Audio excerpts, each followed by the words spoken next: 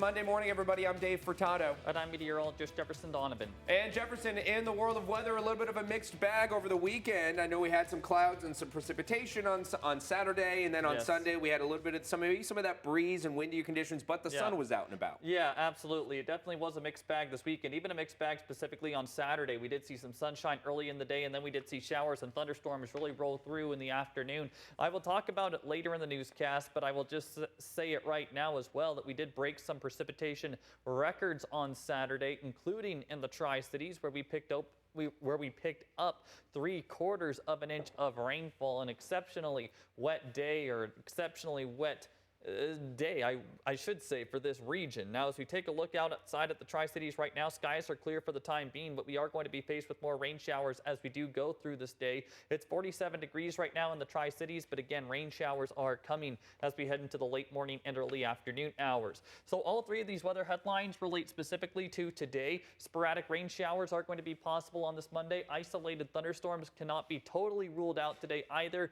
and then there is going to be blustery wind at times. We'll talk more about all three of these weather headlines coming up. Thanks, Jefferson. We begin this morning in rural Benton County. An early morning crash landed an individual in jail yesterday. Check out this image provided by the Benton County Sheriff's Office. Deputies say they were called out to the roundabout on State Route 240 and State Route 225 before 4 a.m. after a driver lost control of their vehicle while speeding over the roundabout and eventually striking a light pole. The driver was arrested and booked into the Benton County Jail for DUI. No injuries were reported. And a Tri-Cities man is in jail following a car fire late Saturday night at a popular boat launch. Kennewick police tell us they were called out to the Columbia Park East boat launch shortly after 11:30 p.m. to find this vehicle engulfed in flames.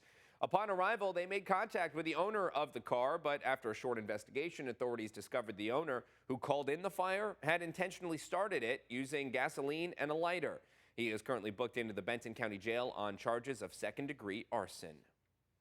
And new fire restrictions are in effect across all Bureau of Land Management areas across the Evergreen State as well as Oregon. As of now, the use of fireworks, metal targets, steel ammunition, and sky lanterns are prohibited on the more than 16.1 million acres of BLM public lands in the two states. Leaders tell us the restrictions help reduce the risk of human-caused fires, which have already been seen across the region. So we're already starting to see fires pop up in the dry portions of Washington, at least. 100 acres up in northeast Washington. We've had a few 20 and 100 acre fires here in central Washington. We've had a fairly dry spring so far across most of the two states, certainly across eastern Washington. It's lining up to be as much of a fire year as last year and the year before. Now, violators can face up to a year in prison, $100,000 in fines, as well as fees for any fire suppression costs. More information on the restrictions can be found up on our website, KEPRTV.com. Switching gears this morning, hydroplanes returned to the Columbia River over the weekend to test out a course that's never before been seen, all while battling the weather. New rules on water depth required organizers to pull the boats further away from the shoreline in some areas, and one boat crashed on the new course. That driver is okay, but between that and the weather, organizers say time was tight. The lightning is what really affected us. As soon as the lightning and thunder came, we had to shut down the cranes. So we're done with that. And we still have thunder and lightning predicted right now as we're talking. So that's one of those bigger issues. Now, if you missed the event, don't worry. This was just practice for the main event coming this summer. The dates are July 25th through the 27th. And speaking of boating, the official start of summer is just a month away, and that means more people will be spending time out on that water. We caught up with some deputies from the Benton County Sheriff's Office who were working with the water follies to learn, and we also chatted with them to learn about how we can enjoy the water and stay safe. They shared some tips as everybody prepares to hit the river. If nothing else, make sure that you have PFDs on board, your life jackets. And make sure they're serviceable and they fit the people you're going to be taking out on the water. Because boats and belongings are replaceable and people aren't. So as long as you've got a life jacket and a serviceable one and it's on, more than likely you're going to be okay. In addition to wearing a life jacket, deputies say checking all of your equipment before you hit the water and keeping a close eye on your younger ones will help keep things safe and fun. And speaking of little ones, the playground at Howard Amon Park is officially open after a ribbon-cutting ceremony to celebrate months of work remodeling it. Although the project faced a few setbacks due to the weather, dozens of kids and their families showed up to be the first to experience the new playground. It featured several changes and accessibility improvements, allowing everyone to play together.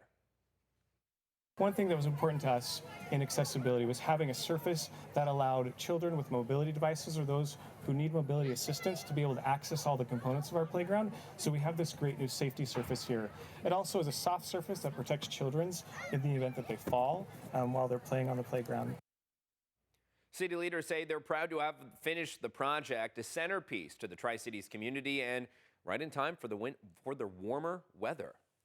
And Jefferson, speaking of warmer weather, let's jump right over to talk the weather, because temperatures seemingly a little bit warmer than we saw at the tail end of last week, maybe just by a smidge. But those clouds is what I'm really keeping an eye on, because we saw that mixed bag over the weekend, maybe another mixed bag today. That's right. We are going to be faced with rain showers again today. Temperatures are still going to be below average, even if they are marginally warmer than we saw towards the end of last week. But again, rain showers, I think, are going to keep many folks inside today, especially during the morning and early afternoon hours. By the late afternoon hours and into this evening, most of the precipitation will be out of our viewing area. But this morning and early this afternoon, we certainly will be looking at some raindrops. Also, some isolated thunderstorms mixed in with these rain showers cannot be totally ruled out. We will talk about what your forecast looks like for the remainder of the week coming up. Thanks,